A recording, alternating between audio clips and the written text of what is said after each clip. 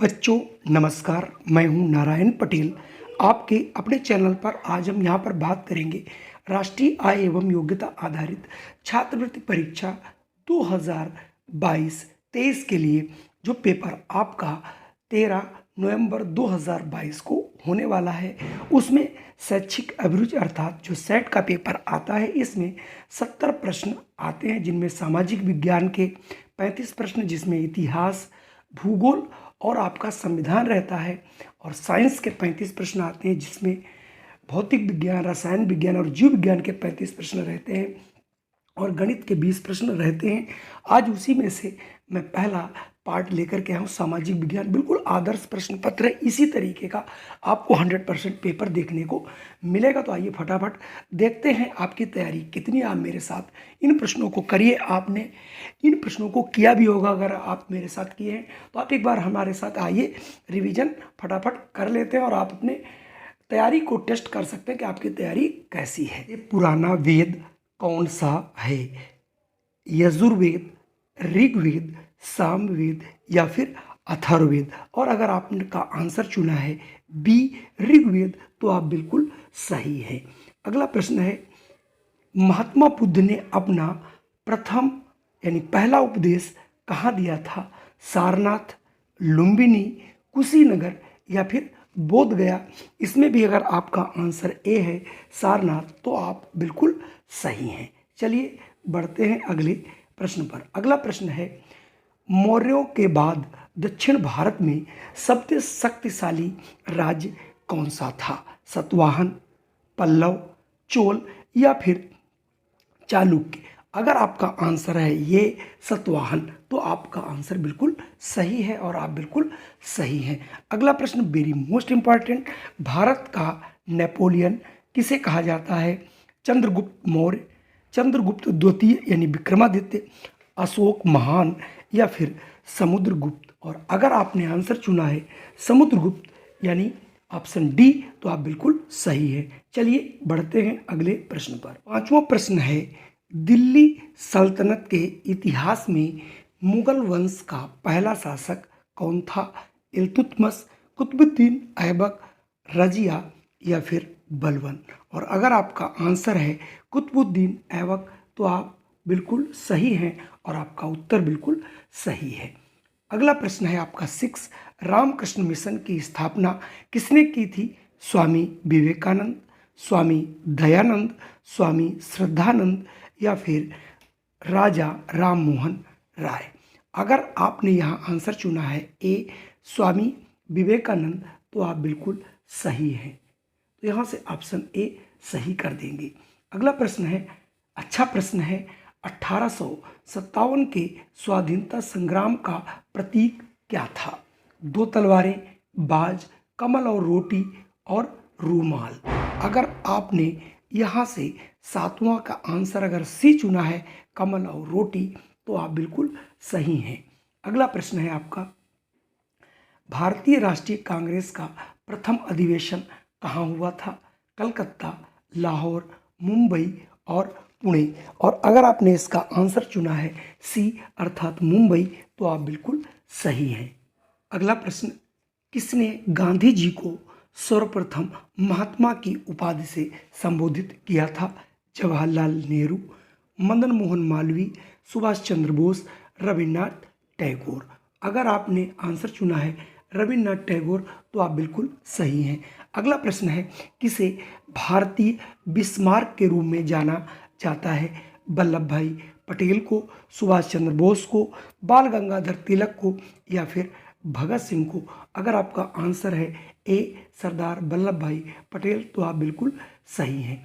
अगला प्रश्न है, सविनय अवज्ञा आंदोलन के रूप में गांधी जी ने दांडी मार्च प्रारंभ किया था, कब किया था? 31 दिसंबर 1929, 26 जनवरी 1930, 12 मार्च 1930 या फिर 6 अप्रैल 1930? और अगर 11वें का अगर आपने आंसर पढ़ा है 12 अप्रैल 1930, तो आप बिल्कुल सही हैं। 12वां प्रश्न है, हैदर अली कहाँ का शासक था? हैदराबाद, मैसूर, कोच्चि या फिर बंगाल? और अगर यहाँ पर का आपका आंसर है मैसूर, तो आप बिल्कुल सही हैं। अगला प्रश्न है, निम्नलिखित में किसे ब्लैक गोल्ड भी कहा जाता है? हीरा, पेट्रोलियम, कोयला या फिर ग्रेफाइट? और अगर आपने 13वें का आंसर चुना है सी कोयला, तो आप बिल्कुल सही हैं। सौरमंडल में सबसे बड़ा ग्रह कौन सा है? बृहस्पति, वरुण, शुक्र और शनि। इसका भी अगर आपने आंसर चुना है ए बृहस्पति, तो आप बिल्कुल सही हैं। अगला प्रश्न, रिएक्टर पैमाने का उपयोग होता है नापने के लिए किसमें? भूकंप की तीव्रता, समुद्र की गहराई, अंतरिक्ष यान का वेग या फिर किसी भवन की ऊंचाई? और यहाँ पर भी यदि आपका आंसर आता है ए भूकंप की तीव्रता, तो आप बिल्कुल सही हैं। और अगला है, काजीरंगा राष्ट्रीय उद्यान कहाँ है? कश्मीर, मध्य प्रदेश, असम या फिर मणिपुर? 16वें का सी यानी असम। काजीरंगा जो है ये असम में स्थित है। सभी प्रश्न वेरी मोस्ट इंपॉर्टेंट है, आप इनके आंसर जरूर दीजिए। महासागर में ज्वार भाटा की उत्पत्ति का क्या कारण है? सूर्य का प्रभाव, पृथ्वी के घूर्णन की गति, सूर्य और चंद्रमा के संयुक्त प्रभाव, गुरुत्वाकर्षण, अभिकेंद्रीय बल और अपकेंद्रीय बल? तो यहाँ पर अगर आपने इसका आंसर चुना है डी, तो आपका आंसर बिल्कुल सही है। अगला है, सूर्योदय का देश नाम से किसे जाना जाता है? तो सूर्योदय नॉर्वे, जापान, ब्रिटेन या फिर फिनलैंड? और यहाँ पर भी यदि आपका आंसर है बी यानी जापान, तो आप बिल्कुल सही हैं। अगला प्रश्न, विश्व की सबसे बड़ी ताजे पानी की झील का क्या नाम है? विंटरमियर, लाख निक्स या बैकॉल या फिर लेक सुपीरियर? तो अगर आपने 19 का आंसर चुना है डी लेक सुपीरियर, तो आप बिल्कुल सही हैं। अगला है, हीराकुंड बांध किस नदी पर बनाया गया? वेरी मोस्ट इंपॉर्टेंट है, महानदी, कोसी नदी, ब्यास, झेलम? तो अगर आपने यहाँ से भी आंसर चुना है ए, तो आप बिल्कुल सही हैं। अगला प्रश्न है, निम्न में कौन सी खरीफ फसल है? सरसों, गेहूं, मटर और धान? अगर आपका आंसर है धान, बाकी ये सब आपकी रवि फसलें हैं। अगला प्रश्न है, किस नदी को बंगाल में पद्मा के नाम से जाना जाता है? गंगा, रावी, महानदी, सतलज? चूंकि वहाँ पर गंगा बहती, तो यहाँ पर गंगा का नाम ही पद्मा के नाम से जाना जाता है। अगला प्रश्न है, विश्व में सर्वाधिक बाघों की संख्या किस देश में? जापान, नेपाल, अमेरिका या फिर भारत? भारत में जो है सबसे अधिक संख्या में शेर बाघ पाए जाते हैं, तो यहाँ से ऑप्शन डी वाला बिल्कुल सही होगा। अगला है, दूध के उत्पादन में भारत का अग्रणी राज्य कौन सा है? उत्तर प्रदेश, मध्य प्रदेश, उड़ीसा या फिर बिहार? इसमें अगर आपने आंसर चुना है ए, तो आप बिल्कुल सही हैं। संसार का सबसे बड़ा मरुस्थल कौन सा है? कालाहारी, गोबी, सहारा या फिर थार?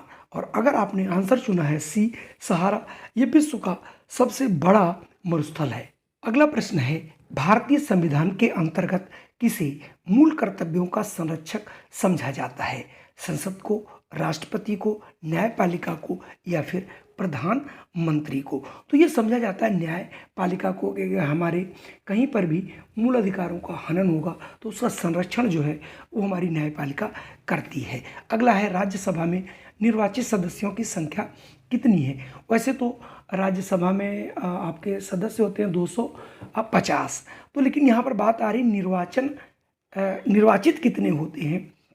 233, 245, 543 या 545? तो 27 का अगर आपने आंसर चुना है ए यानी 233, तो आप बिल्कुल सही हैं। अगला प्रश्न है, सरकार के अंग हैं विधायिका, कार्यपालिका, न्यायपालिका या फिर ये तीनों? तो अगर आपने यहाँ पर आंसर चुना है 28 का डी यानी सभी या उपयुक्त सभी, तो आप बिल्कुल सही सोच रहे हैं और सही आप आंसर दे रहे हैं। संविधान सभा के अस्थायी सदस्य कौन थे? यानी सबसे बुजुर्ग जो थे उन्हें बनाया गया था। Doctor Sarvepalli Radhakrishnan, doctor B R. Ambedkar, doctor Rajendra Prasad या फिर डॉक्टर सच्चिदानंद सिन्हा? और अगर आपका आंसर है डी डॉक्टर सच्चिदानंद सिन्हा, तो आप बिल्कुल सही। अगला प्रश्न है, भारतीय संघ की राजभाषा है हिंदी, अंग्रेजी, उर्दू या फिर तेलुगु? तो राजभाषा पूछा, राजभाषा हिंदी है। अगला है, राष्ट्रध्वज की लंबाई और चौड़ाई का अनुपात क्या है? तो चूँकि झंडा लंबाई में ज़्यादा है और चौड़ाई में कम होता है, तो आपको मालूम होना चाहिए इसकी लंबाई और चौड़ाई का अनुपात क्या होता है, 3:2, 4:3, 2:2 या फिर 5:2। और अगर आपने आंसर चुना है ए, तो आप बिल्कुल सही हैं। अगला है राष्ट्रीय पुष्प कमल प्रतीक है, यानी कमल जो है हमारा राष्ट्रीय पुष्प किसका घोतक है, सच्चाई का, सुंदरता का, स्वच्छता का, या फिर इनमें से कोई नहीं? तो ये सच्चाई का प्रतीक है, तो यहाँ से ऑप्शन ए आपका बिल्कुल सही होगा। मौलिक अधिकार नहीं है, यानी ये हमारे पास 6 चूंकि मौलिक अधिकार है, उसमें से एक यहाँ लिखा गया जो मौलिक अधिकार नहीं है। धार्मिक स्वतंत्रता का अधिकार, संपत्ति का अधिकार, स्वतंत्रता का अधिकार और संवैधानिक उपचारों का अधिकार। तो यहाँ पर संपत्ति का जो अधिकार है ये मौलिक अधिकार नहीं है। पहले मौलिक अधिकार हुआ करता था, तब 7 हमारे मौलिक अधिकार हुआ करते थे, लेकिन अब इसे हटा दिया गया, इसलिए संपत्ति का अधिकार को हटाकर बाकी जो यहाँ पर तीनों लिखे हैं वो सब हमारे मौलिक अधिकार ही हैं। अंतिम 2 प्रश्न आपको बताने। ग्राम पंचायत का उल्लेख है मौलिक अधिकारों में, नीति निर्देशक तत्वों में, मौलिक कर्तव्यों में, या फिर इनमें से कोई नहीं? और अगर आपने आंसर देखा है नीति निर्देशक तत्वों में, तो आपका आंसर बिल्कुल सही है। और अगला प्रश्न है संविधान सभा की प्रथम बैठक कब पारित हुई थी? कब हुई थी? 6 दिसंबर 1946, 7 दिसंबर 1946, 8 दिसंबर 1946 या फिर 9 दिसंबर 1946? और अगर आपने आंसर चुना है डी यानी 9 दिसंबर 1946, तो आपका आंसर बिल्कुल सही है। कुल मिला के ये आपके इतिहास, भूगोल और संविधान के 35 प्रश्न थे, और अगर आपने यहाँ पर 50% से भी ऊपर आंसर दिए हैं तो आपकी तैयारी बहुत अच्छी चल रही है। हम सब आपकी अच्छी तैयारी और अच्छे भविष्य की कामना करते हुए आज का वीडियो यहीं समाप्त करते हैं। आगे मिलते हैं एक नई वीडियो के साथ, मोस्ट इम्पॉर्टेंट प्रश्नों के साथ।